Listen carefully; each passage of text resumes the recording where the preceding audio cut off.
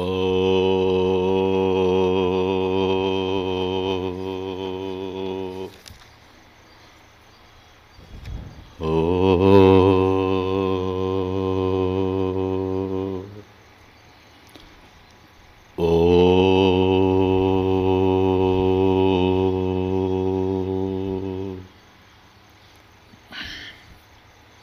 ప్రాతస్మరామి హృది సంస్ఫురదాత్మతత్వం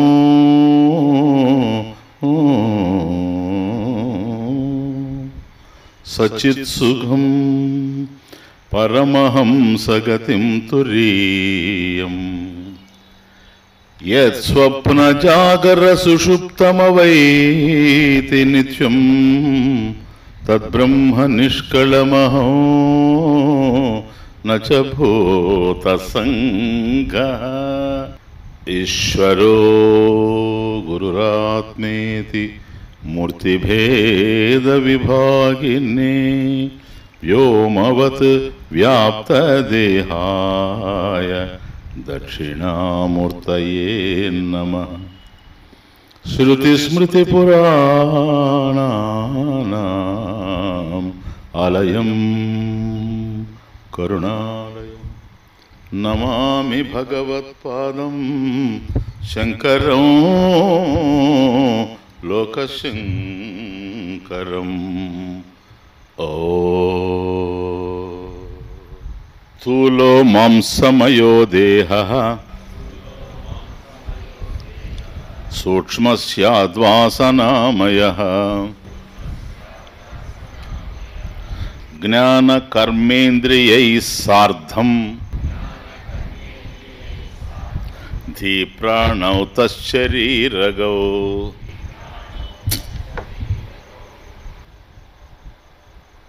ఏదైనా ఒకటి ఉంది అంటే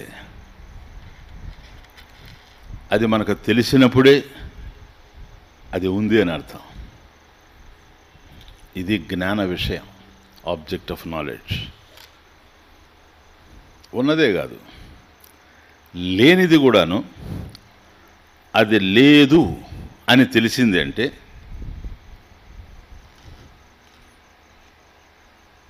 అది కూడా నాకు తెలిసినప్పుడే అది లేదు అని. కనుక ఇది ఉంది, తదస్తి, జగతః అస్తి, ఈ ప్రపంచం ఉంది. ఉండేది ఏదో అది వేరే విషయం, కానీ అది నాకు తెలిసినప్పుడు మాత్రమే అది ఉంది అని అర్థం. తదస్తి, అది ఉంది. ఉన్నదైనా లేనిదైనా తెలిసినప్పుడే అది ఉందని లేక లేదని అర్థం. బాగా అర్థం చేసుకోండి. తదస్తి, అది ఉంది. ఏంటది? అయం ఘటః, ఇది కుండ. క్లియర్. అయం ఘటః, ఇది కుండ. కుండ ఉంది. ఘటః అస్తి, కుండ ఉంది. అహం జానామి, దాన్ని నేను తెలుసుకుంటూ ఉన్నాను. కుండ ఉంది అని నేను తెలుసుకుంటూ ఉన్నాను. కనుక కుండ ఉంది అనేటువంటి జ్ఞానం నాకు కలిగింది అని అర్థం. అప్పుడే అక్కడ కుండ ఉంది అని అర్థం. అట్లాగే ఘటః అస్తి, కుండ ఉంది. అహం జానామి, నేను తెలుసుకుంటూ ఉన్నాను. ఘటే జలం నాస్తి, ఆ కుండలో నీళ్లు లేవు. అది కూడా నాకే తెలుస్తూ ఉంది. కనుక కుండ ఉంది, ఉన్నటువంటి కుండ ఉంది అని తెలుస్తూ ఉంది. ఆ కుండలో నీళ్లు లేవు అనేది కూడా నాకు అర్థమవుతా ఉంది. ప్లీజ్. కనుక ఏది ఉండినా ఆ ఉన్నది నాకు తెలిసినప్పుడే అది ఉంది. అట్లాగే ఏది లేకపోయినా ఆ లేనిది నాకు తెలిసినప్పుడే అది లేనిదిగా తెలుస్తూ ఉంది. ఇలా తెలుసుకునేటువంటి నేను ఉన్నాను, అహమస్మి. సమస్తం నాకు తెలియబడుతూ ఉన్నాయి. ఉన్నవి తెలుస్తూ ఉన్నాయి, లేనివి తెలుస్తూ ఉన్నాయి. జగతః అస్తి, ఈ ప్రపంచం ఉంది నాకు తెలుస్తూ ఉంది. కాలః అస్తి, కాలం ఉంది నాకు తెలుస్తూ ఉంది. దేశః అస్తి, స్పేస్ ఇస్ దేర్, అది నాకు తెలుస్తూ ఉంది, దేశం ఉందని. ఈ దేశకాలాదులో ప్రపంచం తెలుస్తూ ఉంది నాకు. ఈ దేశకాలాదులో నడిచేటువంటి సన్నివేశాలన్నీ కూడా నాకు తెలుస్తూ ఉన్నాయి. అహమస్మి, నేనున్నాను. అహం జానామి, నేను తెలుసుకుంటూ ఉన్నాను. ఏవైతే నాకు తెలియబడుతూ ఉన్నవో, జ్ఞాన విషయంగా ఉన్నవో, అవన్నీ నిరంతరం మార్పు చెందుతూ ఉన్నాయి. అన్నిటికి సంబంధించిన జ్ఞానం ఒకేసారి నాకు లేదు. కుండను చూసినప్పుడు కుండకు సంబంధించిన జ్ఞానం కలిగింది, పుష్పాన్ని చూసినప్పుడు పుష్పానికి సంబంధించిన జ్ఞానం కలిగింది. కనుక పుష్పము అనేటువంటి జ్ఞానం నాకు కలిగినప్పుడు అంటే నా మనసులో పుష్పం ఉంది అని అర్థం. కుండ ఉంది అన్నప్పుడు నా మనసులో కుండ ఉంది అని అర్థం. చెట్టు ఉంది అని అంటే నా మనసులో చెట్టు ఉంది అని అర్థం. అవి మార్పు చెందుతూ ఉన్నాయి, వేరియబుల్గా కనపడుతున్నాయి. కానీ నేను మాత్రం ఎప్పుడు ఉన్నాను అహమస్మి. నా మనసులో కుండ ఉన్నప్పుడు నేనున్నాను, నా మనసులో పక్షి ఉన్నప్పుడు నేనున్నాను, నా మనసులో చెట్టు ఉన్నప్పుడు నేనున్నాను. నేను ఎప్పుడూ ఉన్నాను. అవి మార్పు చెందుతూ ఉన్నాయి, అవి నాకు తెలుస్తూ ఉన్నాయి. ఒక కాలంలో ఒక ప్రదేశంలో అవి తెలుస్తూ ఉన్నాయి, కానీ అన్ని కాలాల్లో అన్ని ప్రదేశంలో నేనున్నట్టుగా నాకు అనుభూతి కలుగుతూ ఉంది. కనుక అవి ఉన్నట్లుగా తెలియడానికి నేను ఉండాలి. నేను ఉన్నట్లుగా తెలియడానికి ఏది అవసరం లేదు. ఎందుకని? I'm self evident. అది నన్ను చూచాం, స్వతసిద్ధాత్మ. నేను ఉన్నాను అనే దానికి మరొక ప్రమాణం అవసరం లేదు. నేను ప్రమాణ ఫలం కాదు, ప్రమాణ సిద్ధం కాదు, స్వతసిద్ధం. నేనున్నట్టుగా నాకు తెలుసు. కానీ నేనున్నట్టు నాకు తెలుసు, నేను ఎలా ఉన్నానో నాకు తెలియడం లేదు. కనుక నేను ఉన్నదానికి అంటే నా ఉనికికి, నన్ను గురించి నేను చేసేటువంటి ఊహకి సంబంధం లేకుండా ఉంది. అండర్స్టాండ్? ఇది పాయింట్. అసలు ఉన్నదంతా ఏమిటంటే నేనేమిటో నాకు తెలియడం లేదు, నేనున్నానని నాకు తెలుసు. ఇది అనేక కోణాల్లో కనపడుతుంది. చూడండి, నేను ఉన్నాను నాకు తెలుసు, దీనికి ఇంకో ప్రమాణం అవసరం లేదు. నేను లేకపోతే ఇది ఉన్నది అనేది తెలియదు. ఇది ఉన్నది అని చెప్పడానికి నేను ఉండాలి, ఇది లేదు అని చెప్పడానికి నేను ఉండాలి. కానీ నేనున్నానని చెప్పడానికి ఏది అవసరం లేదు. నేనున్నాను, అహమస్మి. ఇది ఫస్ట్ పాయింట్. నేనున్నాను. దాంట్లో రెండవ కాంట్రవర్సీ లేదు, విభేదం లేదు. ఎక్కడొస్తుందంటే నేను ఎలా ఉన్నాను అని అన్నప్పుడు నాకు సంబంధించిన జ్ఞానం నాకు లేదు. నిన్న సహేతుకంగా చూచాం, నేను ఎలా ఉన్నానో నాకు లేదు. అలా నాకు సంబంధించిన జ్ఞానం లేకపోవడం ఒకటైతే, అంటే జ్ఞానం లేదంటే అజ్ఞానం ఉందని అర్థం. నాకు సంబంధించిన అజ్ఞానం ఉందని అర్థం. అజ్ఞానం ఉన్నా పర్వాలేదు. కానీ వచ్చిన బాధ అంతా ఏంటంటే నేనేమిటో నాకు తెలియకపోగా నేను కానిది నాదిగా తెలుస్తుంది, నేనుగా తెలుస్తున్నా. అదే నేను చెవుల పిల్లి.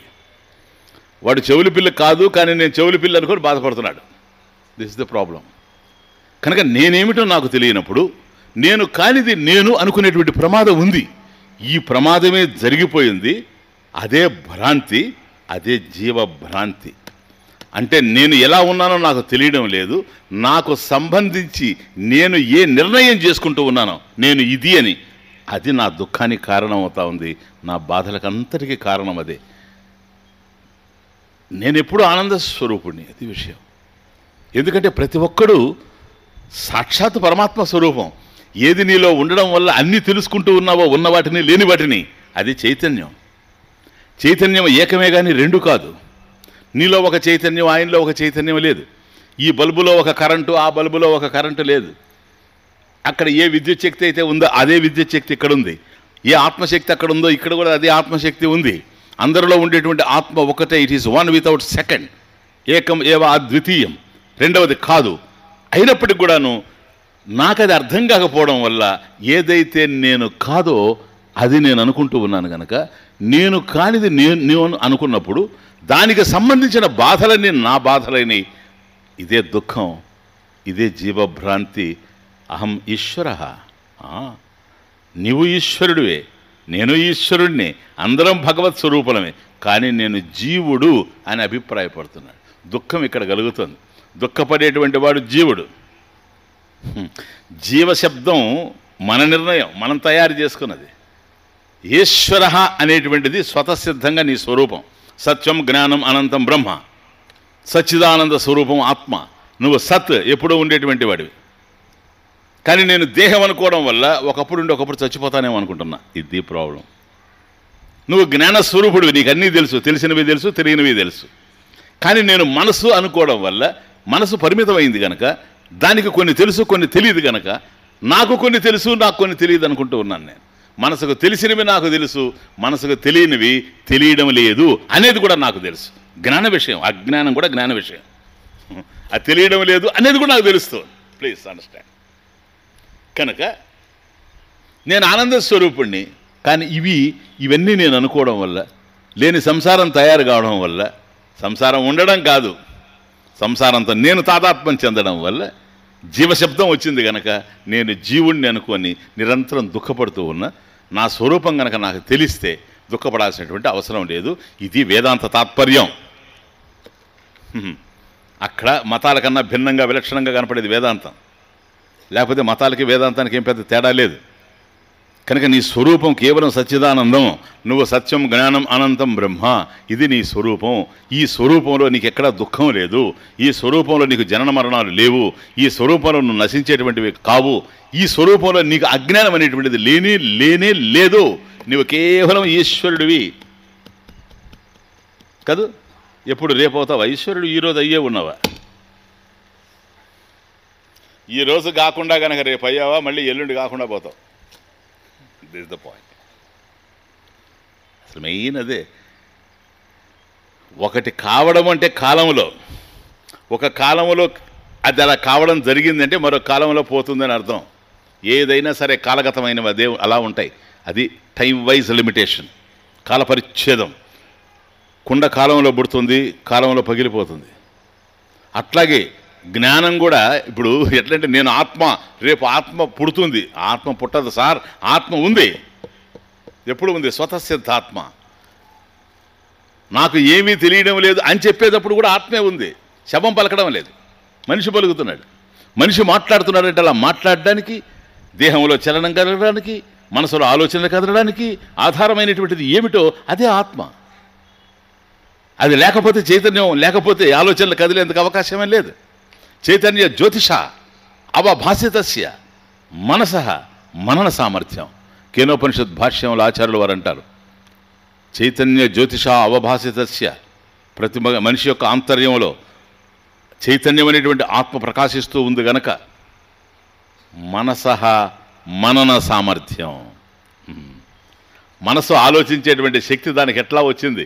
మనసు జడం, మనసు ఆలోచించలేదు. ఆలోచించే శక్తి ఎలా వచ్చిందంటే ఆత్మ చైతన్యం వల్లనే దానికి ఆ శక్తి ఉంది. కాబట్టి మనసు ఉంది, ఆత్మ ఉంది. మనసు లేదు, ఆత్మ ఉంటుంది. అది సత్యం అనేటువంటిది ఎక్కడికి పోయేందుకు అవకాశం లేదు. కాబట్టి ఏ సత్యాన్ని, ఈశ్వర స్వరూపాన్ని, పరమేశ్వర స్వరూపాన్ని నువ్వు తెలుసుకోవాలనుకుంటూ ఉన్నావో అదే ఆత్మ గనక, అది ఎప్పుడూ ఉంది గనక, సెల్ఫ్ ఎవిడెంట్ గనక, స్వతసిద్ధాత్మ గనక ఇప్పుడే ఉంది. కాబట్టి నువ్వు ఆత్మ కావాల్సిన అవసరం లేదు. వచ్చిన బాధ ఏంటంటే నేను ఆత్మననేటువంటి జ్ఞానం లేదు. బాగా అర్థం చేసుకోండి, ఇది పాయింట్. ఆత్మను పొందాలంటారు, ఆత్మను పొందాల్సిన అవసరం లేదు. ఆత్మను పొందాలనుకునేవాడు ఎవడో వాడే ఆత్మ. ఇక్కడ కావాల్సింది ఆత్మను పొందడం కాదు, ఆత్మకు సంబంధించిన జ్ఞానం కలగడం, ఆత్మ జ్ఞానం. ఇది ప్రధానమైనటువంటి విషయం. కాబట్టి నీవు బ్రహ్మమే అయ్యుండగా, ఈశ్వరుడివే అయ్యుండగా నేను జీవుడు అనుకొని బాధపడుతూ ఉన్నావు గనక దీన్ని ఏం చేయాలి? ఇప్పుడు లేనిదైతే కష్టపడి పొందాలి, లేని దానికోసం శ్రమించాలి పొందడానికి. ఉన్నది అయినప్పుడు, ఉన్నది ఉన్నట్లుగా తెలియకపోవడమే సమస్య అయినప్పుడు దాన్ని అర్థం చేసుకోవడమే కానీ ప్రయత్నం ఉపయోగం లేదు. నకర్మణోస్తి నిశ్రేయస సాధనత్వం. నిశ్రేయస మోక్షస్య, మోక్షాన్ని పొందడానికి కర్మలు ఉపయోగపడవు. ఎందుకని? లేని దానిని పొందాలంటే కర్మలు. కానీ ఇది ఉన్న వస్తువే గనక లేని దానిని పొందాలి శ్రమించి, ఉన్నదానిని అర్థం చేసుకోవాలి. ఆత్మ ఉన్నదే గనక అర్థం చేసుకోవాలి గనక ఇది జ్ఞాన విషయం. కాకపోతే దీన్ని తెలియజేసేటువంటి మహావాక్యాలు, అందులో అహం బ్రహ్మాస్మి, దాన్ని మనం డిస్కస్ చేయబోతూ ఉన్నాం. ఈ మహావాక్యం అనే దాని మీద వృత్తి వచ్చింది. వృత్తి, ఈ వృత్తి ఏం చేస్తుంది? వాక్యస్య వృత్తి. ఏదో వృత్తి కాదు ఇది, ఘట వృత్తి, పట వృత్తి. కాబట్టి కుండలో చూసినప్పుడు కుండ అనేటువంటి ఆలోచన వచ్చింది, వస్త్రాన్ని చూసినప్పుడు వస్త్రం అనేటువంటి ఆలోచన వచ్చింది, వృక్షాన్ని చూసినప్పుడు వృక్షం అనేటువంటి ఆలోచన వచ్చింది, పక్షిని చూసినప్పుడు పక్షి అనేటువంటి ఆలోచన వచ్చింది. అట్లాంటి ఆలోచన కాదు ఇది. వాక్యస్య వృత్తి, నేనే బ్రహ్మము అనేటువంటిది. కాబట్టి దీని మీద విస్తృత చర్చ. వస్తువు ఉన్నదే గనక వేదాంత ఈజ్ నాట్ ఏ జోక్. విస్తృత చర్చ జరగాల. అతః విచార కర్తవ్య, ఎంక్వైరీ. అసలు నేనెవరు? నాకెందుకు వచ్చాయి ఈ బాధలు? మరి నేను ఈశ్వరుడిని అయితే బాధ ఏంటి? బాధ ఎక్కడి నుంచి పుట్టుకొచ్చింది? చచ్చిపోయేది ఎవరు? ఉన్నదెవరు? లేనిదెవరు? ఇవన్నీ కూడాను విస్తృత చర్చ జరగాలి. ఈ చర్చకు అంతటికి వేదాంతంలో ఎంత చర్చ చేశారు? అహం బ్రహ్మాస్మి వదిలేశాడంతే, అది చర్చ. తత్వమసి వదిలేశాడంతే. ఆ తత్ ఏంటో, త్వం ఏమిటో, అస్ ఏమిటో నిర్ణయం చేయడానికి శ్రీకృష్ణ పరమాత్మ 700 శ్లోకాల్లో డీల్ చేయాల్సి వచ్చింది భగవద్గీత తత్వమసి వాక్యార్థం. అది విస్తృత చర్చ అంటే. దాని మీద ఎన్ని వ్యాఖ్యానాలు వచ్చాయి. లేటెస్ట్గా మంది కూడా వచ్చింది 2-3 సంవత్సరాల క్రితం. కనుక ఇన్ని వ్యాఖ్యానాలు వేలాది సంవత్సరాలుగా కదులుతున్నాయంటే ఎంత విషయం ఉంటే, ఎంత విస్తృత చర్చ జరిగింది. కాబట్టి అహం బ్రహ్మ అస్మి, ఏ దుఃఖము లేనిటువంటి, ఏ పరిమితమైనటువంటి వాడిని కాను నేను కేవలం పరబ్రహ్మ స్వరూపాన్ని అనేటువంటి సత్య నిర్దేశం జరగాలంటే విస్తృత చర్చ జరగాలి. అతః విచారః కర్తవ్యః. ఎందుకని? వస్తువు లేనిదైతే అందరం కలిసి కష్టపడి పనిచేయచ్చు, పొందొచ్చు. వస్తువు లేనిది కాదు సార్, వస్తువు ఉన్నదే అర్థం కాకుండా ఉంది గనక వస్తు సిద్ధి విచారేణ. ఇది సాధ్య వస్తువు కాదు, సాధనతో పొందేది కాదు, సిద్ధ వస్తువు ప్రాప్తించే ఉంది. ప్రాప్తించే ఉన్న దానిని తెలుసుకోవాలి గనక ఎలా తెలుసుకోవాలి? వస్తు సిద్ధి విచారేణ, మహావాక్య విచారేణ. అంతే. ఈ ఒక్క మహావాక్యాన్ని విచారిస్తే ఉన్నటువంటి సత్యం ఏమిటో మనకు తెలిసిపోద్ది. అదే వాక్యవృత్తి. వాక్యస్య వృత్తి. అహం బ్రహ్మాస్మి ఇది వాక్యస్య వృత్తి. కనుక ఇక్కడ మనం విచారం చేసేది ఏంటి? ఆత్మవస్తునః విచారః కర్తవ్యః ఇది. కాబట్టి ఆత్మ అంటే ఏంటి? ఆత్మ ఎవరు కాదు, నేనే. అహం, అహం పద శబ్దార్థం. అహమస్మి, నేను ఉన్నాను అని ఎవడైతే అంటున్నాడో అహం పదస్య వృత్తి. అహం పదస్య. కాబట్టి అహం శబ్దార్థం ఏంటి అసలు? అది ఏం తెలియజేస్తూ ఉంది? అహం పదస్య వృత్తి. కనుక అహం నేను అంటున్నానే కానీ నాకు సంబంధించినటువంటి జ్ఞానం నాకు కలగడం లేదు కనుక ఒక్కొక్కసారి ఒక్కొక్క రకంగా మాట్లాడుతున్నాను. అహమస్మి, నేనున్నాను. ఎట్లా ఉన్నావు కష్టం అని అడిగినప్పుడు ఓసారి నేను దేహం అంటాడు, నేను ఎర్రగా ఉన్నానంటాడు, ఓసారి నల్లగా ఉన్నానంటాడు, ఓసారి పొడవుగా ఉన్నానంటాడు, ఓసారి పొట్టిగా ఉన్నానంటాడు, స్థూలోహం కృషోహం, నేను బొద్దుగా ఉన్నాను, నేను సన్నగా ఉన్నాను. ఈ లక్షణాలన్నీ దేహాన్ని గురించి మాట్లాడుతున్నాడు. మనం కన్ఫర్మ్ చేసుకోవచ్చు హీఈస్ ద బాడీ అని. మళ్ళీ ఒక్కోసారి అంటున్నాడు, నేను ఆలోచిస్తున్నాను, నేను బాధపడుతున్నాను, నేను వ్యధ చెందుతున్నాను అంటున్నాడు. అక్కడ ఎవరు వీడు? దేహం కాదు. దేహం ఆలోచించలేదు, దానికి ఆ శక్తి లేదు, మనసు ఆలోచిస్తాను. కాబట్టి ఒక దశలో నేను మనసు అంటున్నాడు, ఒక దశలో నేను ప్రాణం అంటున్నాడు, ఒక దశలో నేను బుద్ధి అని చెబుతున్నాడు. ఇంతకు అసలు ఇతను ఎవరు? నేను ఇంద్రియాలు అంటాడు. బధిరోహం, అంధోహం, ఐఎమ్ బ్లైండ్, అంధోహం, అహం అంధః, నేను గుడ్డివాడిని, నేను చెవిటివాడిని అంటాడు. ఆ చెవిటితనం గుడ్డితనం దేనికి సంబంధించింది? ఇంద్రియాలకు సంబంధించింది. గుడ్డితనం ఎవరికి ఉంది? దేహానికి కాదు, కంటికి ఉంది. కాబట్టి నేను గుడ్డివాడిని అన్నాడంటే నేను కన్ను అని అంటున్నాడని అర్థం. కాబట్టి ఇంతకీ తానెవరో తనకు తెలియకపోవడం వల్ల తాను ఏవైతే కావో అవన్నీ కూడా తాను అనుకొని బాధపడేటువంటి పరిస్థితి ఏర్పడతా ఉంది. Please understand. అందువల్ల విస్తృత చర్చ అంటున్నాను నేను. దీని నుంచి బయటపడాల్సినటువంటి అవసరం ఉంది. ఏవైతే మనం కాదో అవన్నీ మనం అనుకుంటూ ఉన్నాం కనుక దీనికి సంబంధించిన విస్తృత చర్చ అహం బ్రహ్మాస్మి అనేటువంటి మహావాక్యాన్ని విస్తృతంగా చర్చిస్తూ ఉంది. అదే వృత్తి, విశ్లేషణాత్మకమైనటువంటిది లఘువాక్య వృత్తి. ప్లీజ్, లఘువాక్య వృత్తి. జనరల్గా నేను చూసాం, వృత్తి అంటే సంకల్పం అని, థాట్. ఏది ఉన్నా ఏది లేకపోయినా మనకు తెలిసినప్పుడే అన్నాం. తెలిసేది ఎవరికి? వృత్తికి. జస్ట్ ప్లీజ్ మెట్టుగా అర్థం చేసుకుంటూ వెళ్ళిపోదాం. వృత్తికి అంటే సంకల్పానికి. ఇప్పుడు ఫర్ ఎగ్జాంపుల్ ఇది మైక్ అన్నాను అనుకోండి. నేను మైక్ నా ముందు ఉంది కదా, నాకు కనిపించేది నా ముందున్నదా, నా మనసులో ఉన్నదా?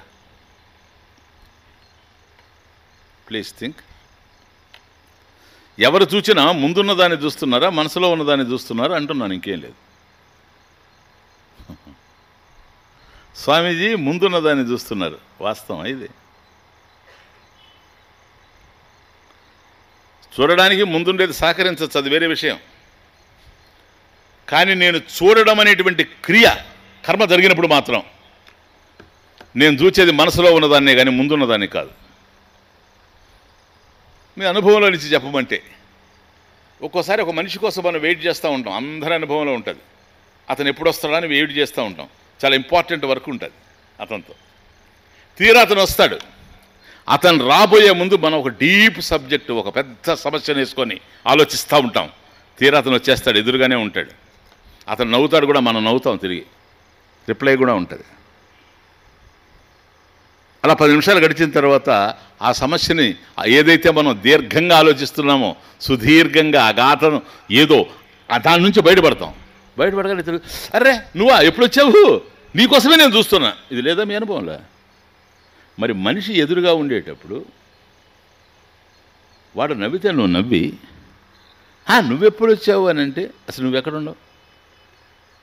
ఎదురుగా మనిషి నవ్వినప్పుడు తిరిగి నవ్వావు అంటే అతను అక్కడ లేకపోతే, నీకు తెలియకపోతే ఎట్లా నవ్వావు? ఏదో జరిగిపోయింది, రిఫ్లెక్స్ యాక్షన్ లాగా, అసంకల్పిత ప్రతీకార చర్యలాగా జరిగిపోయింది ఏదో. కానీ ఆ ఉన్న వ్యక్తి తన వృత్తిలో లేడు. That is my point. తన మనసులో లేడు. బాగా అర్థం చేసుకోండి. కేవలం ఉన్నంత మాత్రాన అర్థం కాడు. అతను మన వృత్తిలోకి ఎంటర్ అయితేనే అర్థమవుతాడు. ఏదైనా అంతే, ఏదైనా అంతే. వృత్తిలో చూడడానికి ముందుండాల్సిన అవసరం కూడా లేదు. మనం ఇక్కడ ఉన్నాం, బాలాజీ దర్శనం చేయలేమా టికెట్ లేకుండా? Easy easy sir. ఇక్కడే ఉన్నాం అంతే. కళ్ళు మూసి కూడా చూస్తాం. గతంలో చూచున్నాం కనుక. కాకపోతే గతంలో ముందు వాళ్ళు పొడిచుంటారు, వెనక వాళ్ళు కుమ్ముంటారు. అవి లేకుండా ఇప్పుడు హాయిగా చూడగలం కనుక కళ్ళు మూస్తానే బాలాజీ దర్శనం అవుతుంది. కారణం గతంలో మనం చూసినాం. ఇప్పుడు మన ముందు బాలాజీ లేడు, కానీ మనం వృత్తిలో ఉన్నాడు కనుక చూడగలము. కనుక వృత్తిలో ఉన్నదాన్ని చూస్తావే కానీ, నీ ఆలోచన రూపంలో ఏదైతే ఉందో దాన్ని చూడగలవే కానీ, నీ సంకల్పంలో ఎంటర్ కాలేని దాన్ని నువ్వు చూడలేవు. ఇది ఫ్యాక్ట్.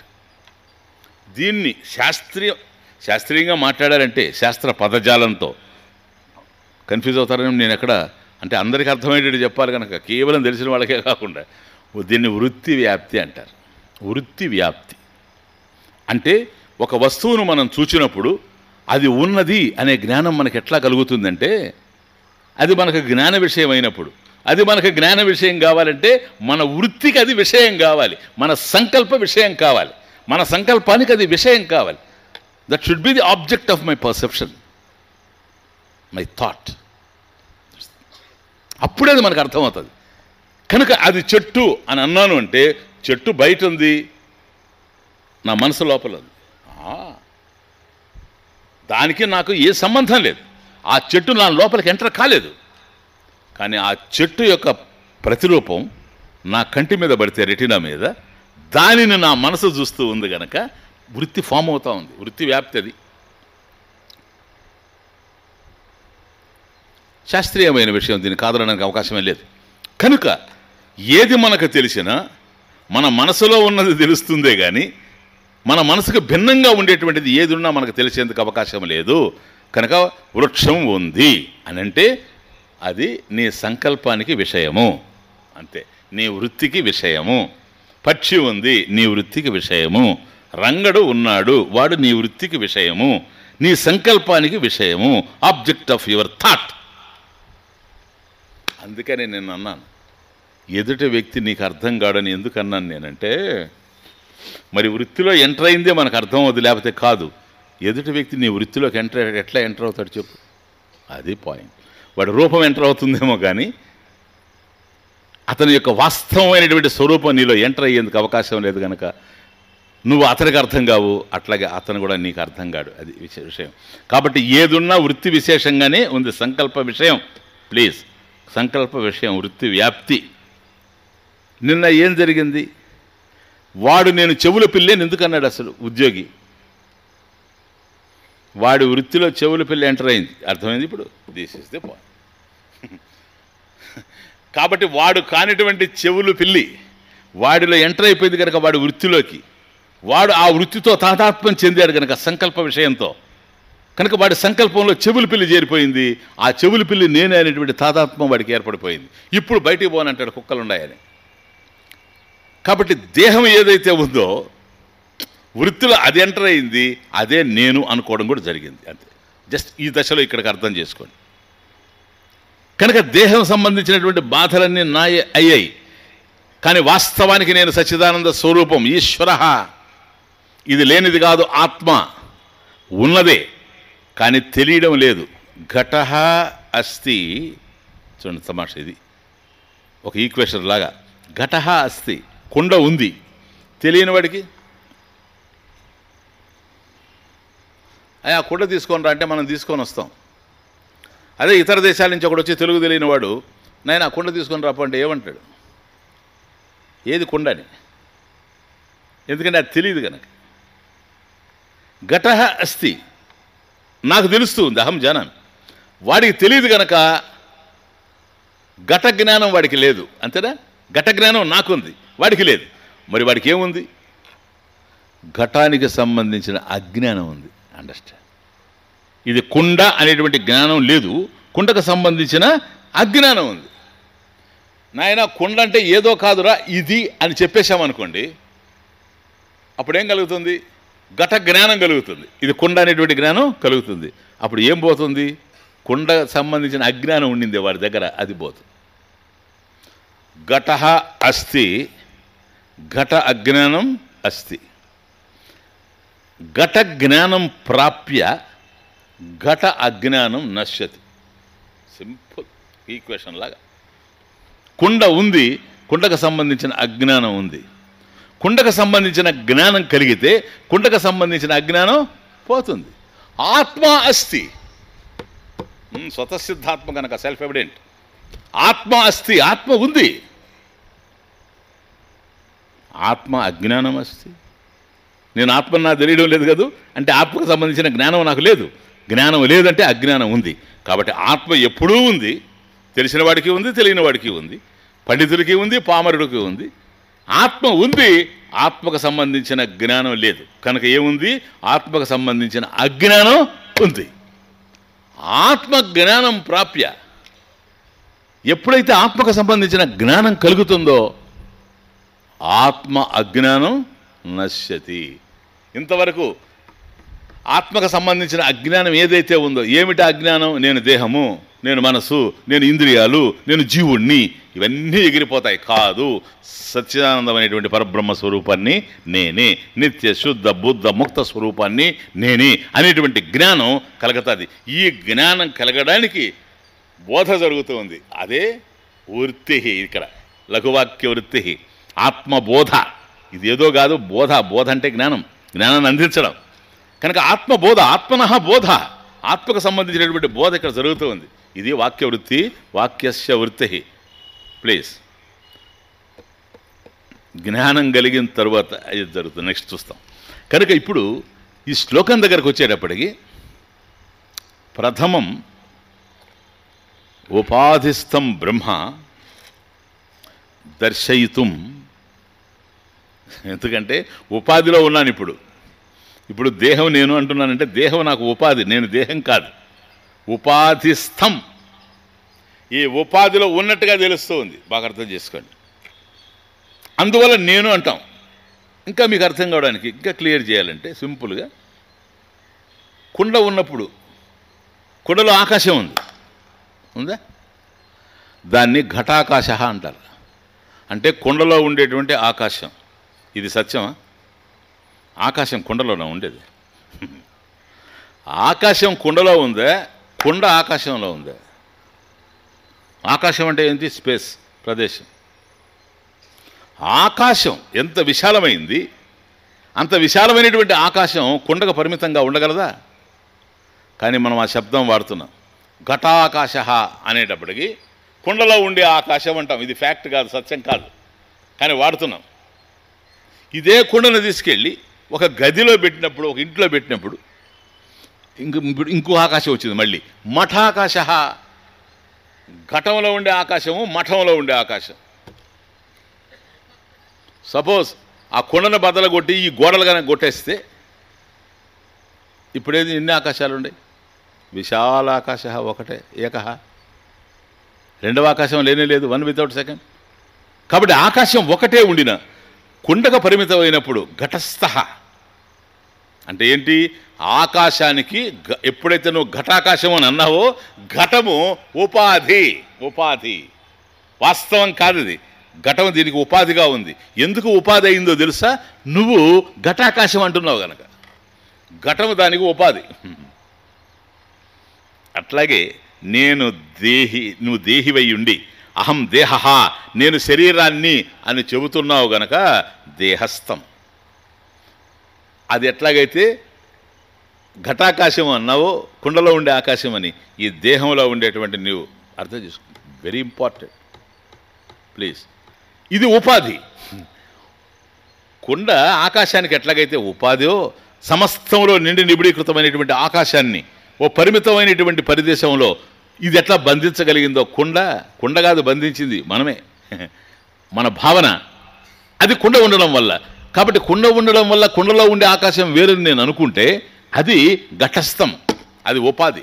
ఆకాశానికి కుండ ఉపాధి, ఆత్మకి అట్లాగే దేహం ఉపాధి, ఫస్ట్ ఉపాధి. అందువల్ల ప్రథమం అంటున్నారు. ప్రథమం ఉపాధిస్థం బ్రహ్మ ఉపదిశతి నిర్దిశతి. దీన్ని చెప్పడానికి ప్రయత్నం చేస్తూ దర్శయితం, దీన్ని దర్శింపజేయడానికి ఆత్మనః ఉపాధిత్రయ మధ్యే 3 ఉపాధులు ఉన్నాయి.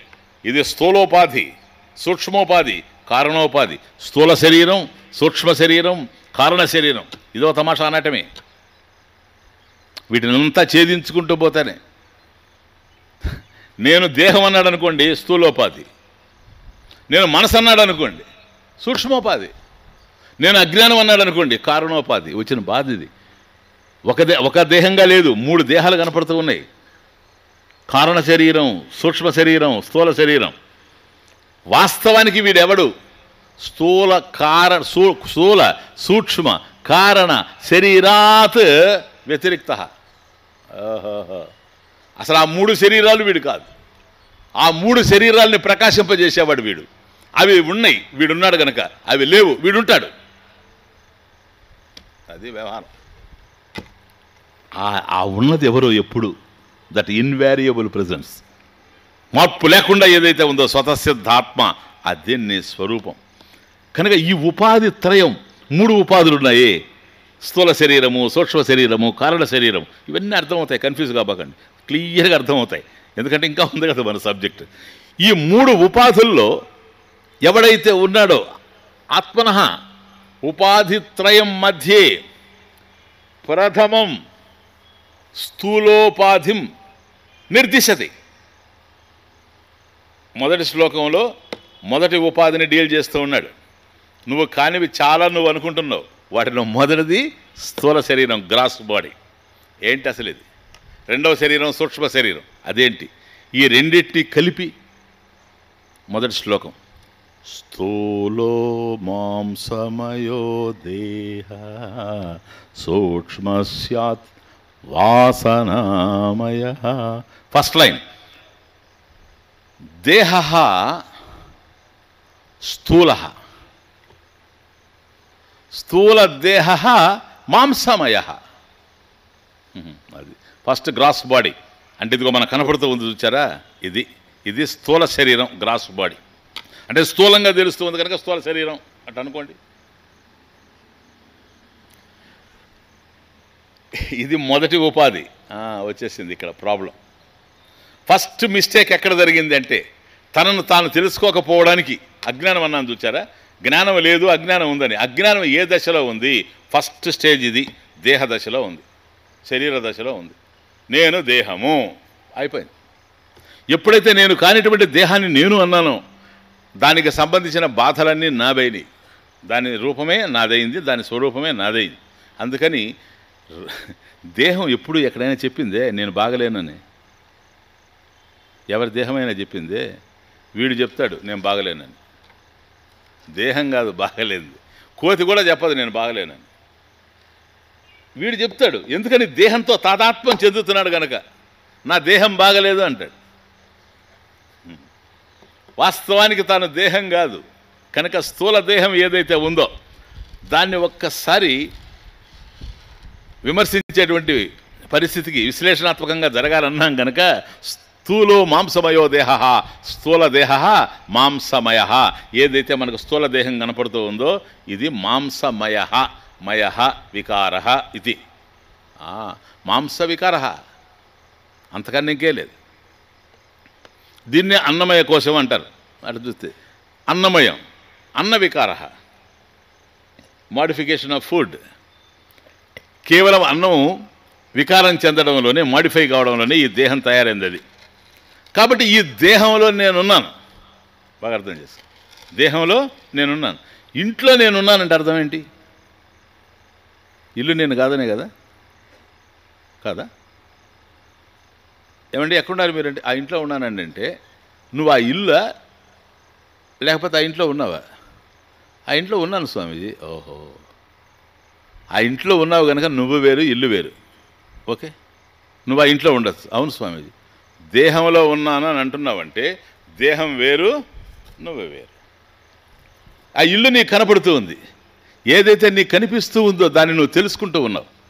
ఏదైతే నీకు తెలియబడుతూ ఉందో అది నీకు జ్ఞాన విషయం, ఆబ్జెక్ట్ ఆఫ్ యువర్ థాట్.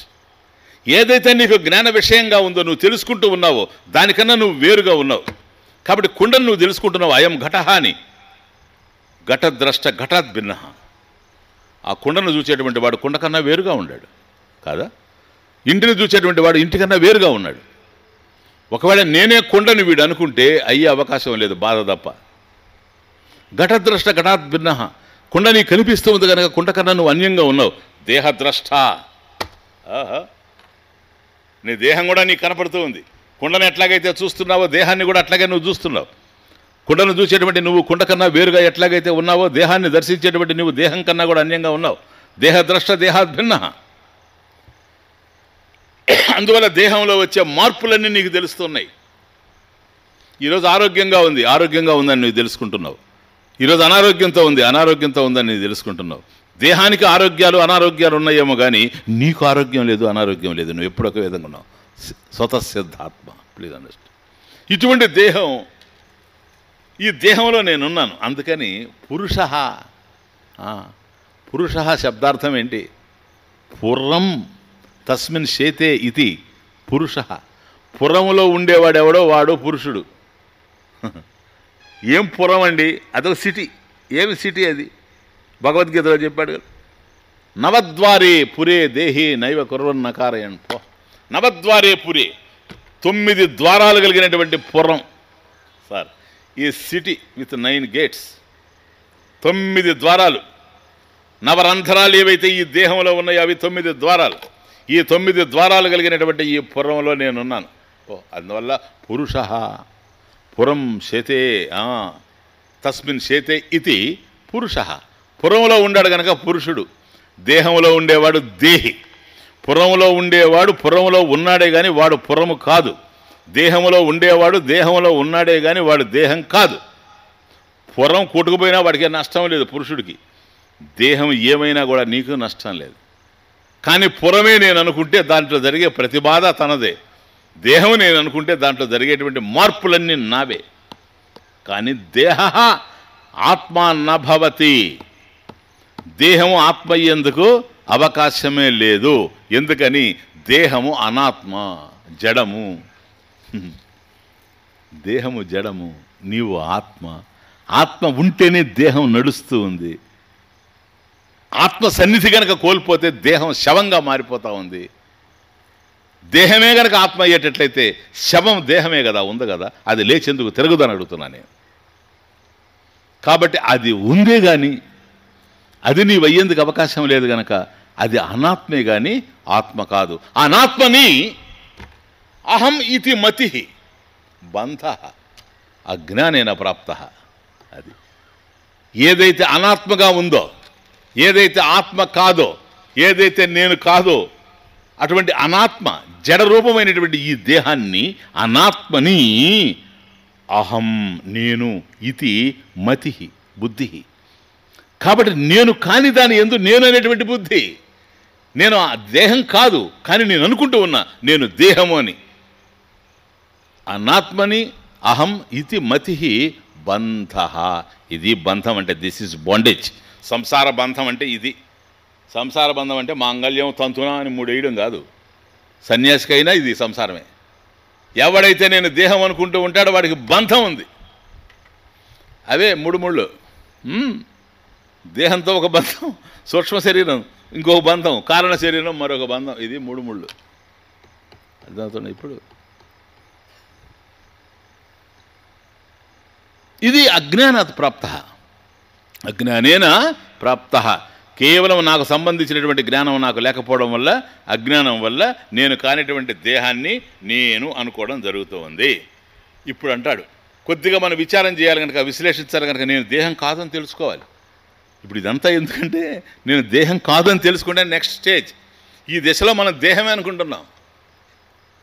అందువల్ల నీకు ఆరోగ్యం బాగాలేదంటే మనిషి ఏడుస్తాడు. ఇది చాలా క్రానిక్ అండి డిసీజు, అయ్యో టెర్మినల్ క్యాన్సర్ అనగానే ఓ అని ఏడుస్తాడు, ఇంక నేను బ్రతకను కదా అని. బ్రతకంది దేహం, నువ్వు కాదు. ఇది చాలా పెద్ద సమస్యను పరిష్కరిస్తుంది. చాలా సూక్ష్మంగా విస్తృతంగా మనం అర్థం చేసుకుంటూ పోవాలి. కాబట్టి స్థూల దేహ మాంసమయ, అది ఫస్ట్ లైన్. స్థూల దేహ మాంసమయ.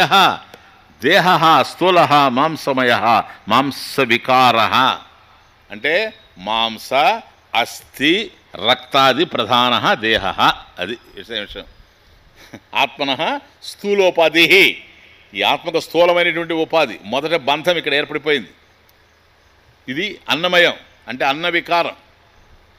అసలు ఈ దేహం ఏంటి? అసలు దీని ఉత్పత్తి కూడా మనకు అర్థమవుతా ఉంది కదా. అదే అసలు ఎక్కడి నుంచి వచ్చింది? అన్నాత్ ఉత్పత్తి యస్య సహ. అన్నం నుండే వచ్చింది. అన్న రసేనైవ భూత్వా అన్న రసేనైవ వృద్ధిం ప్రాప్య అన్నరూప పృథివ్యాం యద్ విలీయతే తద్ అన్నమయ కోశ స్థూల శరీరం. అది స్థూల శరీరం. అన్నం నుండే వచ్చింది. అందువల్ల అన్నమయ మయ వికార మాంసమయ మాంస వికారం. అన్నమయ అన్న వికారం. ఇది మోడిఫికేషన్ ఆఫ్ ఫుడ్. ఎట్లా స్వామీజీ? అన్నరసేనైవ భూత్వా. అసలు ఈ దేహం రావడమే అన్నం నుండి వచ్చింది. తల్లిదండ్రులు తీసుకున్నటువంటి ఆహారం వల్ల ఇది ఉత్పన్నమైంది. వాళ్ళు ఆహారం తీసుకోవడం వల్లనే శుక్లశోణితాలు ఏర్పడి దేహం వచ్చింది. ఇవన్నీ మనకు తెలుసు. కాబట్టి తల్లిదండ్రులు తీసుకున్నటువంటి ఆహారం వల్లనే నాకు ఈ దేహం వచ్చింది. అన్న రసే నైవ, అన్న రసం వల్ల ఈ దేహం తయారైంది. మరి తయారైంది అలా ఉండొచ్చు కదా, పెరగతా ఉందేంటి? చిన్నప్పుడు ఉన్నట్టు ఇప్పుడు లేదే. అప్పుడు అడుగున్నది, ఇప్పుడు 5 అడుగులు 6 అంగుళాలు అయింది. ఎట్లయింది ఇది? అన్నరసేనైవ భూత్వ అన్నరసేన ఏవ వృద్ధిం ప్రాప్య. మనం అన్నం తింటుంటే పెరుగుతూ ఉంది, తినకుండా ఉండమనంటే పెరుగుతుందేమో అడిగాడు. కాబట్టి తల్లిదండ్రులు తీసుకున్నటువంటి ఆహారం వల్ల వచ్చినటువంటి స్థూల శరీరం మనం ఆహారం తీసుకుంటూ ఉంటే వృద్ధి చెందుతూ ఉంది. రేపేమవుతుంది ఇది? దీని చరమస్థితి ఏంటి? అన్నరూప పృథివ్యాం యద్విలీయతే. రేపు దీన్ని తీసుకెళ్ళి శ్మశానంలో పడేస్తే, లోతుగా గనక పూడ్చిపెడితే నక్కలు తింటాయి, కాస్త లోతు తక్కువలో పూడిస్తే కుక్కలు తింటాయి, లేదా క్రిమికీటకాదులు తింటాయి. వాటికి ఆహారం అయిపోద్ది. ఒకవేళ కాల్చేస్తే అవి మళ్ళీ లవణాలుగా ఏర్పడి మళ్ళీ భూమికి సత్తువ అయిపోతూ ఉంటుంది. మళ్ళీ ఆహారమే, మళ్ళీ అది ఫుడ్గా తయారవుతానే ఉంటుంది. కాబట్టి అక్కడ ఆ విధంగా విలీనమైపోయినటువంటిది ఏదో బెండకాయ రూపంలో, వంకాయ రూపంలో, గుమ్మడికాయ రూపంలో వస్తే రేపు మళ్ళీ అదే లొట్టలేసుకుంటూ తినడం జరుగుతున్నది. అదే ఇంకొక విధంగా వచ్చే అవకాశమే లేదు. కాబట్టి తల్లిదండ్రులు తీసుకున్నటువంటి ఆహారం వల్ల నాకు వచ్చి, నేను ఆహారం తీసుకుంటుంటే పెరిగి తరువాత ఇతరులకు ఆహారంగా మారిపోతూ ఉంది కనుక అన్న వికార అన్నమయ కోశ స్థూలదేహ ఇది. అన్నేన జీవతి. కేవలం అన్నం వల్లనే బ్రతుకుతూ ఉంది. అన్నం వినా, అన్నం కనుక లేకపోతే అది నశించిపోయేటువంటి అవకాశం ఉంటుంది. ఇది సారి విషయం. అన్నాత ఉత్పత్తి యస్య అన్నమయ దేహ స్థూల శరీరం. ఇప్పుడు అర్థమైందే. అది మనమా ఈ మాత్రం చర్చ జరిగిపోద్దే చాలు. అందుకని విస్తృత చర్చ అన్నాను. అసలు ఈ ఒక్క దాని మీదనే ఓ 10 రోజులు మాట్లాడితే కొద్ది బాగా తగ్గుతుందేమో. మనకు పట్టిన మొత్తం అంతా తగ్గాలంటే ఒక 10 రోజులన్నా మాట్లాడాలి ఒక ఫస్ట్ సెంటెన్స్ మీద. ఎందుకంటే అంత ఎక్కించుకొని ఉన్నాం కదా, ఫుల్గా ఉంది మత్తు. నేనే దేహం, నేనే దేహం. అసలు ఇంత విన్న తర్వాత ఇప్పుడు ఇంటికి పోతాం. ఈరోజు మరి సబ్జెక్టు నేను చాలా తీవ్రంగా ఆలోచించాను, తొందరగా ఉప్మాదే అంటాం. అక్కడ రెడీ కాలేదనుకోండి ఎంత గొడవ అయిపోద్ది. 3 ఇళ్ళ వాళ్ళు వచ్చేస్తారు పక్కకి. అర్థమవుతుందే? అప్పుడు అనుకోవచ్చు కదా, అరే రే ఆకలి దేహానిది, దేహము ఆకలితో అలమటించుచున్నది, నాకు దేహానికి సంబంధం లేదు. చూసారా? ఘటద్రష్ట ఘటాత్ భిన్న, దేహద్రష్ట దేహాత్ భిన్న. కాబట్టి ఆకలిని కూడా నేను చూస్తున్నాను కనుక ఆకలిని చూసేటువంటి నేను ఆకలి కన్నా కూడా భిన్నమైనటువంటి వాడిని, తెలుసుకునే నేను తెలియబడేదానికన్నా అన్యమైన వాడిని. ఆకలి దేహాన్ని బాధిస్తుందేమో కానీ నన్ను కాదు అని కామ్గా పెట్టేంత వరకు ఉంటామా? చివట్లో పెట్టకుండా ఆవిడ్ని క్యా బాత్ హై. అర్థమవుతుంది? ఇప్పుడు ఒకవైపు సత్యమని తెలుస్తూ ఉండినా అది లోపల నిలవడం లేదు సార్. ఎందుకని? బహుకాల వాసనలు. ఈ జన్మలో తయారు చేసుకున్నది కాదు, ఒక్క జన్మలో తయారైంది కాదు, ఒక్క క్షణాన తయారైంది కాదు. వింటూనే ఉంటాం, జరిగిపోతానే ఉంటుంది. అందువల్ల ఎప్పుడు నిరంతర అభ్యాసం జరగాలి, నిరంతరం దాని మీద మననం సాగాలి. బహుకాల వాసనలు కనుక బహుకాల సాధనలతోనే పోతాయి ఇవి. కాబట్టి శ్రవణ మన నిధిధ్యాసలు నిరంతరం నడుస్తూనే ఉండాలి, అంత తేలిగ్గా పోదు. కనుక ఇది దేహము షెల్టరు. అందువల్ల భోగాయతనం స్థూల శరీరం. భోగాయతనం, నువ్వు ఆహారం తీసుకోవడం కోసం ఈ దేహంలో ఉండే ఆహారాన్ని తీసుకుంటున్నావు, భోగాలు ఏవైనా సరే అనుకోండి. కాబట్టి పక్షి ఎక్కడెక్కడో తిరుగుతుంది, వచ్చి గూటికి చేరిన తర్వాత గూటిలో కూర్చొని విశ్రమిస్తుంది. కాబట్టి పక్షి ఎక్కడ విహరించినా ఆ విహంగం మళ్ళీ వచ్చి ఆ గూటికి చేరినప్పుడు అది ఎట్లాగైతే విశ్రమిస్తూ ఉందో, మనసుతో నేను ఈ ప్రపంచంలో ఎక్కడెక్కడ తిరిగినా సరే మళ్ళీ నేను విశ్రాంతి తీసుకోవాల్సింది ఈ దేహంలోనే అయ్యింది. కాబట్టి ఇది భోగాయతనం. నేను భోగాలు అనుభవించడానికి ఆయతనం, షెల్టర్ ఇది ఒక ఇల్లులాగా. అది అందువల్ల ఇదం ఇది అన్నాడు. ఇది అన్నప్పుడే నేను కాదని అర్థం. ఇదం శరీరం కౌంతేయ క్షేత్రం ఇది అభిధీయతే. హే అర్జున, దీన్ని క్షేత్రము అంటారు ఈ దేహాన్ని. ఏ దేహాన్ని? శరీరం. కానీ పరమాత్మ ఎంత అందంగా అన్నాడంటే ఆ మాట, ఇదం శరీరం, ఈ శరీరం. ఇదం, అది ఇంపార్టెంట్. ఇదం అని ఎప్పుడైతే అన్నాడో అహం కాదని అర్థం. ఇది అని అంటే నేను కాదు, అది అంటే నేను కాదు. ఇదం శరీరం, ఈ శరీరం. కౌంతేయ, హే అర్జున, ఇదం శరీరం కౌంతేయ క్షేత్రం ఇది అభిధీయతే. దీన్ని క్షేత్రము అంటారు. నేను క్షేత్రం కాదు, క్షేత్రజ్ఞ. క్షేత్రాన్ని తెలుసుకునేటువంటి వాడిని, దేహాన్ని తెలుసుకునేటువంటి వాడిని. ఇది భోగాయతనం. పక్షికి గూడు ఎలాంటిదో నేను భోగాలు అనుభవించడానికి దేహం ఉంది. ఇది కొంప లాంటిది. కొంపతో కూడా పోల్చడం ఒక్కోసారి ఎందుకో నాకు అనిపిస్తుండేది. ఎందుకంటే కొంపని అద్దెకి ఇవ్వచ్చు కదా, రెంట్కి ఇవ్వచ్చు కదా కొంపనే. నేను ఖాళీ చేసేస్తా ఉన్నాను, అమెరికాకి వెళ్తున్నాను, ఇదో మీకు రెంట్కి ఇస్తాను, ఇంతయా రెంట్ అంటే సరేనండి అంటే కరెక్ట్గా నాకు రెంట్ పంపించేస్తున్నాండి, ఇదిగో మా ఫ్రెండ్ ఆయనకి ఇస్తూ ఉండండి, ఆయన నాకు పంపిస్తాడు, నాతో టచ్లో ఉంటాడు అని చెప్పి ఎవరికన్నా ఇంటి అద్దెకి ఇచ్చిపోదాం కదా. అతను వెళ్ళిపోతాడు, ఇంట్లో ఉన్న అతను వెళ్ళిపోతాడు, అంతవరకు ఇల్లు తనది. అతను అమెరికాకు వెళ్ళాడు, ఇంకొకరికి అద్దెకి ఇస్తాడు. ఇప్పుడు ఈ దేహంలో ఉండే జీవుడు చనిపోతాడే, అప్పుడు ఆ దేహం దగ్గర శవం దగ్గర టూలెట్ అని పెడితే ఆ ఊరికి ఆలోచిస్తున్నాయి, అది కొత్త ఆలోచన వస్తుంది, ఎప్పుడు రాలే. ఒకవేళ టూలెట్ బోర్డు పెట్టామనుకోండి, ఎవరైనా వచ్చి చేరచ్చు. ఇల్లు ఖాళీగా ఉంది, ఇంట్లో ఉన్నవాడు పోయినాడు, ఇల్లు ఖాళీగా ఉంది, ఎవరైనా వచ్చి చేరండి, లోపలికి పోండి. లోపలికి కాదు కదా, పక్కన కూడా రాడు. ఒకవేళ తప్పనిసరి ఎవరైనా పక్కన కూర్చొని పెడితే 10 మంది చూడడానికైనా పక్కన కూర్చోవయ్యా, పక్కన కూర్చోవమ్మా అని కూర్చొని పెడితే ఆడ కూర్చొని ఇటు చూసి ఏడుస్తాడు, అటు చూడలేక. అది పరిస్థితి. ఎవరి దేహమైనా అదే, ఒకరి దేహం కాదు, ఎవరి దేహమైనా అది. శవం అయిన తర్వాత దానికి ఏం వాల్యూ ఉంది సార్? న్యూసెన్స్ వాల్యూ తప్ప. కాబట్టి అయ్యా కొంపలో ఉన్నట్టుగా ఇది అద్దె కొంప లాంటిది అని నేను అనుకోవడం లేదు. ఎందుకో తెలుసా? కొంపన్న ఇంకోటికి అద్దెకి ఇవ్వచ్చు, రెంట్కి ఇవ్వచ్చు. దీన్ని రెంట్కి ఇచ్చేటటువంటి అవకాశం కూడాను లేదు. పూర్వం జనేరధి మృతేరభి నాయమస్తి అయం దేహ నా. పూర్వం ఎప్పుడు? జనేహ పూర్వం, పుట్టక ముందు లేదు, చచ్చిన తర్వాత ఉండదు. ఇంకేంటి చెప్పండి? పుట్టక ముందు ఇది ఎక్కడుండిందో మనకు తెలియదు, వచ్చినప్పుడు కనపడతా ఉంది, రేపు శ్మశానంలో కనుమరుగైపోతుంది వల్లకాటిలో కదా. ఇటువంటిది నిత్యమా అనిత్యమా? ఇది అనిత్యం. కాబట్టి దేహ ఆత్మ నభవతి అనిత్యత్వాత్. దట్ ఈస్ ద హేతు. అనిత్యత్వాత్.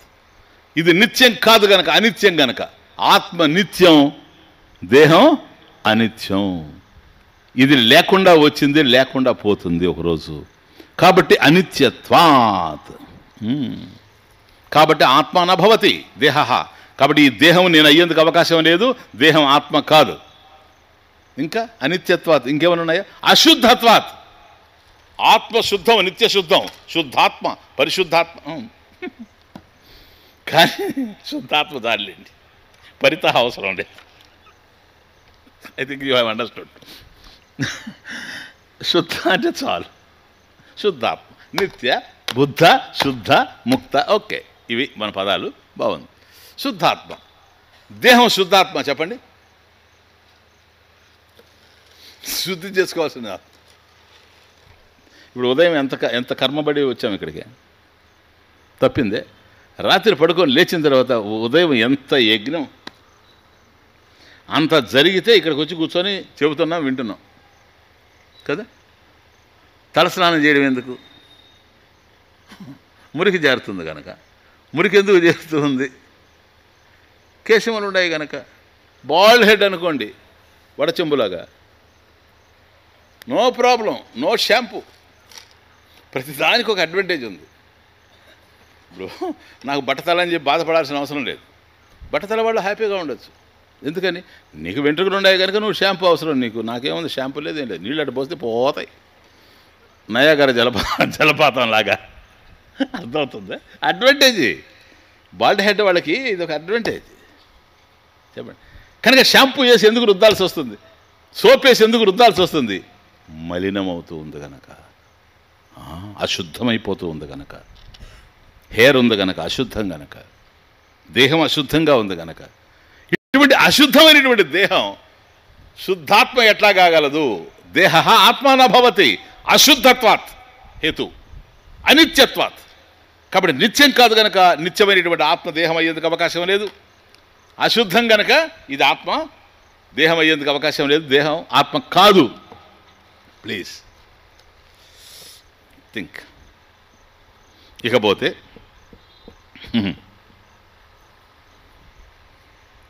ఇది ఉపాధిగా తెలుస్తూ ఉంది. ఇది నేను కాదు, అయినా నేను అనుకుంటూ ఉన్నాను. నేను ఉంటే అది ఉంటుంది, నేను లేకపోతే అది లేదు. అది ఉన్నదంటే నేనున్నానని అర్థం. అది లేకపోయినా నేను ఉంటాను. దాని మీద ఆధారపడి నేను లేను, నా మీద ఆధారపడి ఉంది. కానీ అటువంటి దేహాన్ని నేను అనుకుంటూ ఉన్నా. కాబట్టి ఇది స్థూలం. కాబట్టి ఈ స్థూలం మాంసమయ అస్తి, మాంస అస్తి, రక్తాది, కాబట్టి రుధిరం. కాబట్టి అసలు ఏది ఒక దేహం అంటామే కానీ మనం నలుగురు పోతా ఉండాలంటే ఏరయ్యా నలుగురు? ఇది వాస్తవం చూడండి. అందుకని విస్తృత చర్చ అంటున్నాను.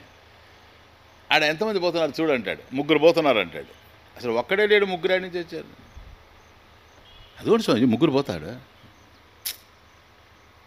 నిజమే, నాకు కూడా అర్థమవుతుంది. విశ్లేషిస్తే ముగ్గురు ఉన్నారు అక్కడని. ముగ్గురు ఉండాలంటే ఒకడు ఉండాలి కదా. మొదట ఒకడు ఉంటేనే కదా ఒకడు. ఇప్పుడు అందరు ఎంతమందిని మనం ఎన్నుకున్నా ముందు ఒక చీఫ్ మినిస్టర్, తర్వాత మంత్రులు, ముందు ఒకడు, తర్వాత క్యాబినెట్ ఉద్ధరించడానికి. కాబట్టి ముందు ఒకడు ఉండాలి కదా. ఆ ముగ్గురు అంటున్నావయ్యా, ఒక్కడేడి? అదిగోండి స్వామీజీ 1 2 3. నో, వన్నే లేడు అంటున్నాను నేను. శాస్త్రం, నేనంటే శాస్త్రం అని అర్థం. ఎక్కడైనా నేనుని వాడితే నాకు ఆపాదించబోకండి, శాస్త్రం అని అర్థం. నేను ఈజ్ ఈక్వల్ శాస్త్రం, నా సబ్జెక్ట్ అంతే. కనుక శాస్త్రం అంగీకరించడం లేదు. ఎక్కడున్నాడు? అదిగో పోతా ఉన్నాడు. పోయే దేహం. అవును, దేహం ఒకటి కదా స్వామీజీ. కాదు, ఎవరు చెప్పారు నీకు? సంహతి, ఇట్స్ అన్ అసెంబ్లేజ్ కదా. దేహంలో ఏముందో చూడు. దేహం అనేది ఒకటి ఉంది, సొరకాయ అనేది ఒకటి, గుమ్మడికాయ అనేది ఒకటి, దేహం ఏదో ఒకటి. ఎందుకని స్వామీజీ? అందులో ఏముంది చెప్పు?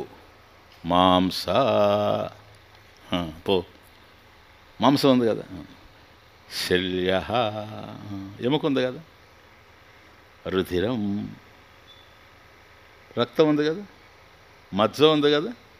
కేశములు ఉన్నాయి కదా. అవన్నీ కలిసినటువంటి ప్యాకెట్ కదా అది. ఒకటేది అంటున్నా. ఒకటిగా తెలుస్తుంది. సంచి ఎత్తుకొని పోతుంటే మనిషి మార్కెట్ నుంచి ఒకటే. ఎన్ని సంచులు ఎత్తుకొని పోతున్నా ఒకటే అన్ని. కానీ సంచిలో చూస్తే చాలా ఉన్నాయి, సొరకాయలు, బెండకాయలు, ఇవి ఇవి అన్నీ.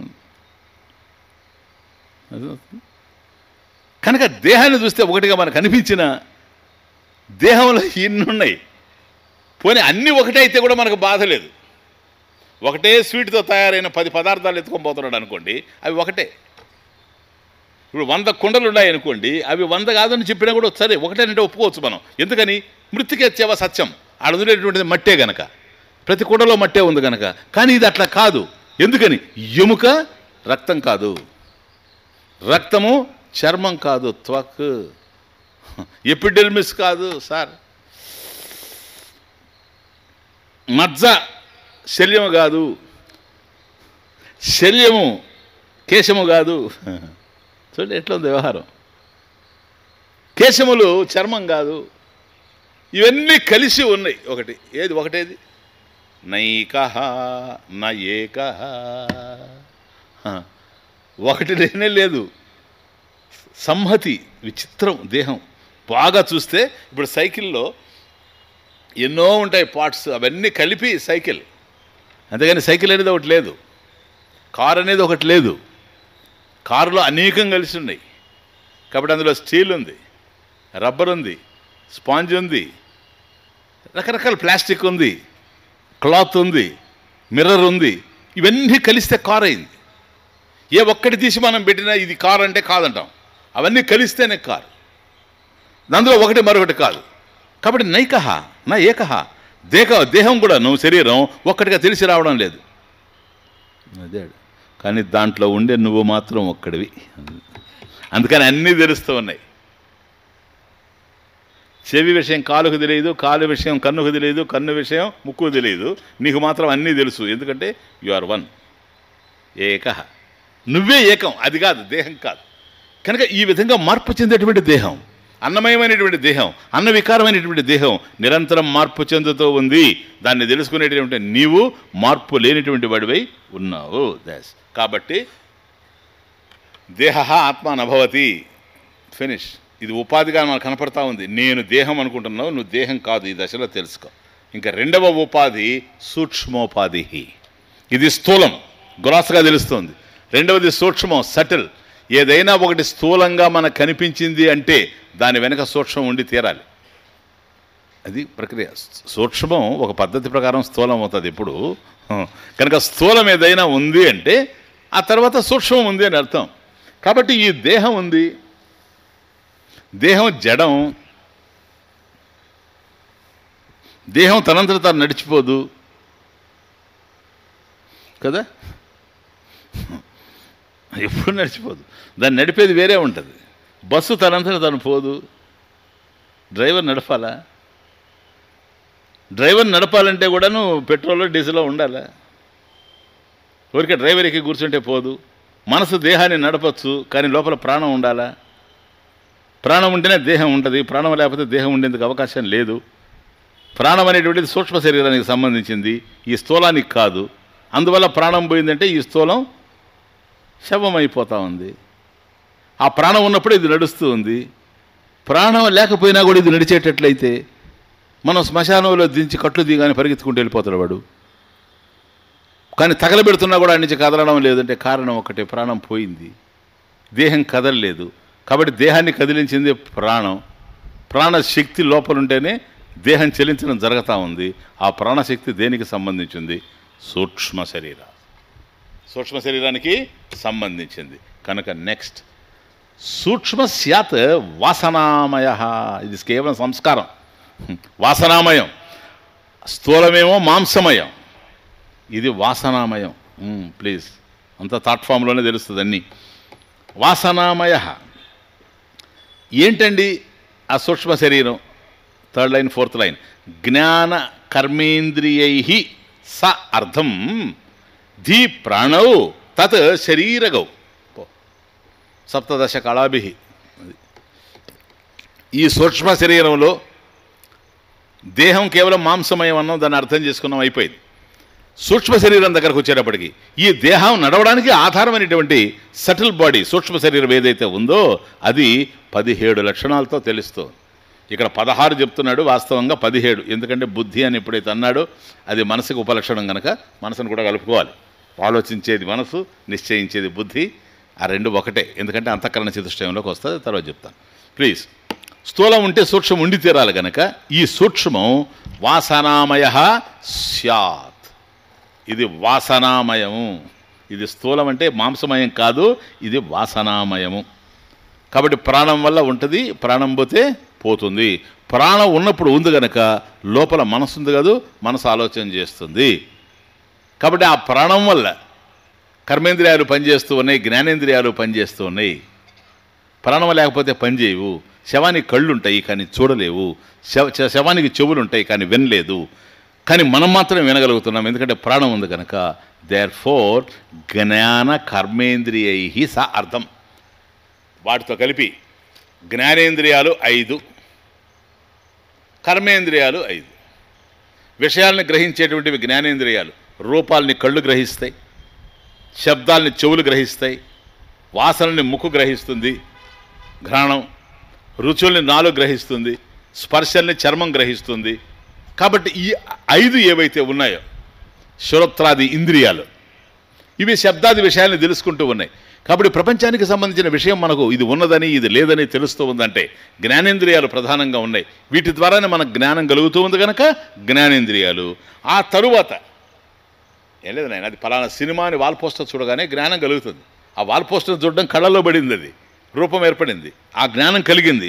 ఆ తర్వాత సినిమాకు పోవాలనేది మనసు. పోయి తీరాలన్నప్పుడు కదిలేది మాత్రం కళ్ళు కాదు, కాళ్ళు. ఈ కర్మేంద్రియాలు, మళ్ళీ కర్మ చేసేవి కర్మేంద్రియాలు, విషయాన్ని గ్రహించేవి జ్ఞానేంద్రియాలు. జ్ఞానేంద్రియాలు 5, కర్మేంద్రియాలు 5. ఇక్కడికి 10 అయినాయి. ఈ జ్ఞానేంద్రియాలైనా కర్మేంద్రియాలైనా ప్రాణం ఉంటేనే కానీ ప్రాణం లేకపోతే కాదు కదా. ప్రాణం ఉండాలి కదా, ఇవి చెల్లించాలంటే, పని చేయాలంటే. ఆ ప్రాణం 5 ప్రాణాలు ఉన్నాయి. పంచ ప్రాణాహ, అదే కదా. ప్రాణ, అపాన, ఉదాన, వ్యాన, సమాన. ఇప్పుడు రోజు పూజలో చెప్తున్నా ఉదాన సమానమో ఏం చెప్తాడు, సరేనా?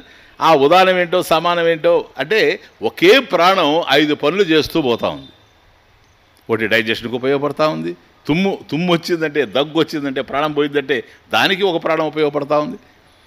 కాబట్టి ఉదానం ఏం చేస్తూ ఉంది, సమానం ఏం చేస్తూ ఉంది, బ్లడ్ సర్క్యులేషన్ కూడా ఉపయోగపడుతూ ఉంది లోపల. కాబట్టి ఈ పంచ ప్రాణాలు 5 రకాలుగా ఉపయోగపడతా ఉన్నాయి. ఇవి 5 ప్రాణాలు: ప్రాణ, అపాన, ఉదాన, సమాన, వ్యాన. కనుక జ్ఞానేంద్రియాలు 5, కర్మేంద్రియాలు 5, ప్రాణాలు 5, మొత్తం కలిసి 15. ధీ, బుద్ధి. ఎప్పుడైతే ధీహి అని అన్నాడో, ధీ శబ్దేన మనసహ అపి ఉపలక్షణం. కాబట్టి బుద్ధి అంటే మనసు అని కూడా అర్థం. బుద్ధి నిర్ణయం చేస్తుంది, నిశ్చయాత్మకం బుద్ధి. కానీ సంకల్ప వికల్పాత్మకం మనః. ఏది చేయాలి, ఏది చేయకూడదు అని ఆలోచించేది మనసు, నిశ్చయించేది బుద్ధి. కాబట్టి బుద్ధి అని అన్నప్పుడు మనసు కూడా ఇంక్లూడెడ్. కాబట్టి ధీ శబ్దేన మనసహ అపి, మనః అపి ఉపలక్షణం. దీన్నంటే దాన్ని అన్నట్లే. కాబట్టి మనసు బుద్ధి కలిసి 2. ఇప్పుడు అర్థమైంది. జ్ఞానేంద్రియాలు 5, కర్మేంద్రియాలు 5, పంచ ప్రాణాలు 15, మనసు 16, బుద్ధి 17. ఏవం, ఈ విధంగా సప్తదశ కళాభి, కళాత్మకం సూక్ష్మ శరీరం. కాబట్టి ఈ స్థూలాన్ని నడపడానికి ఏదైతే సూక్ష్మ శరీరం మనలో ఉందో ఇది ఈ 17 లక్షణాలతో ఉంది.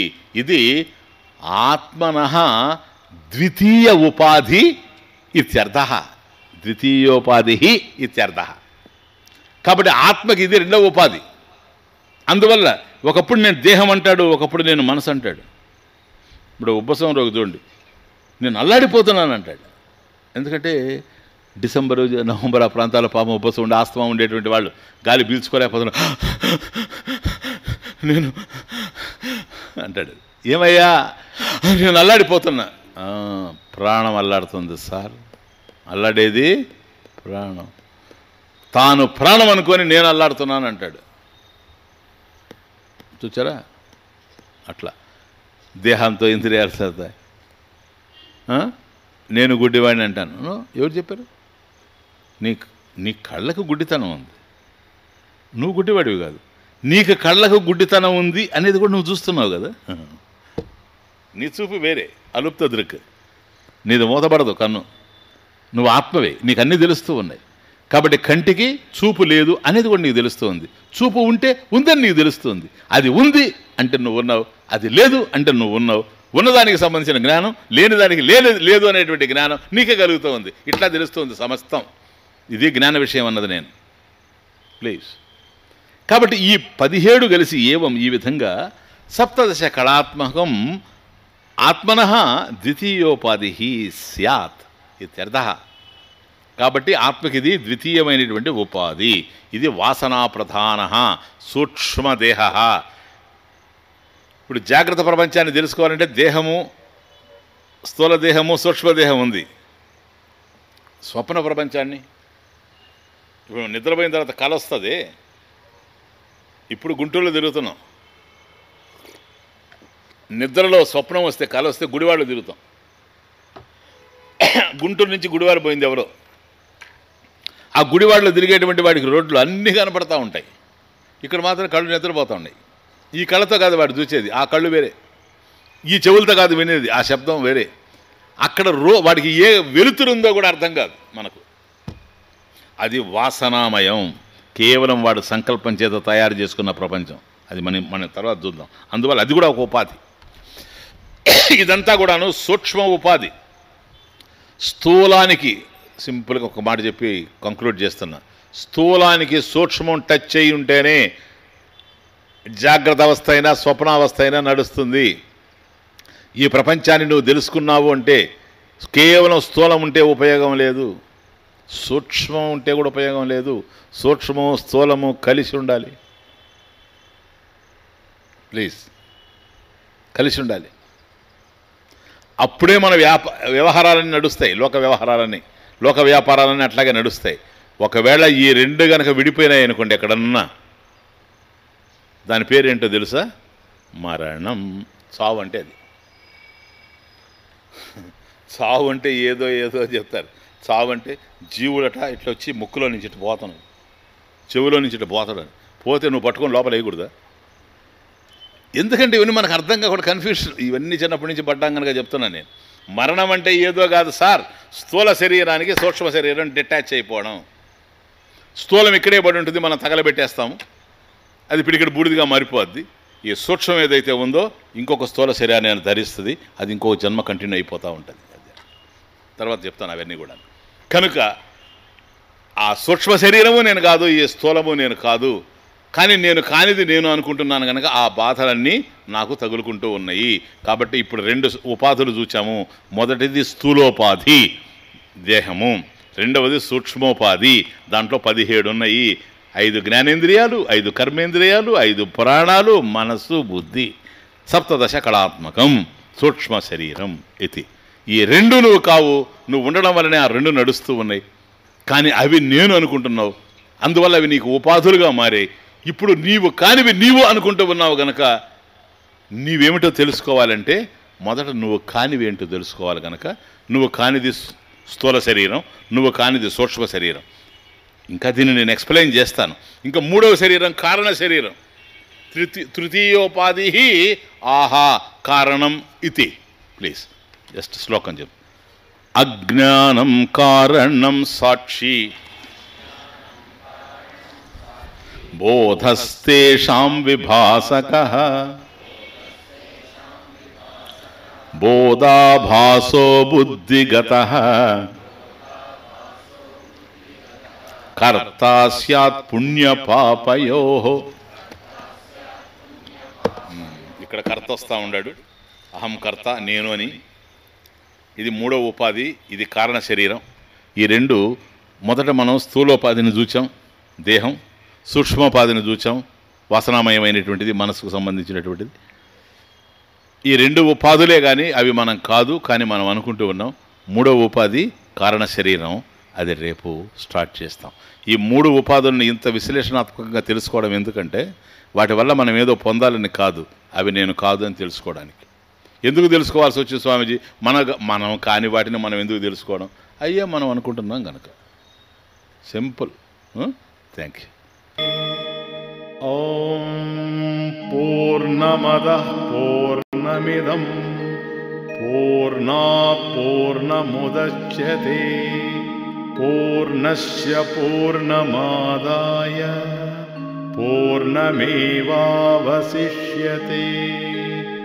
ఓం శాంతి శాంతి శాంతి.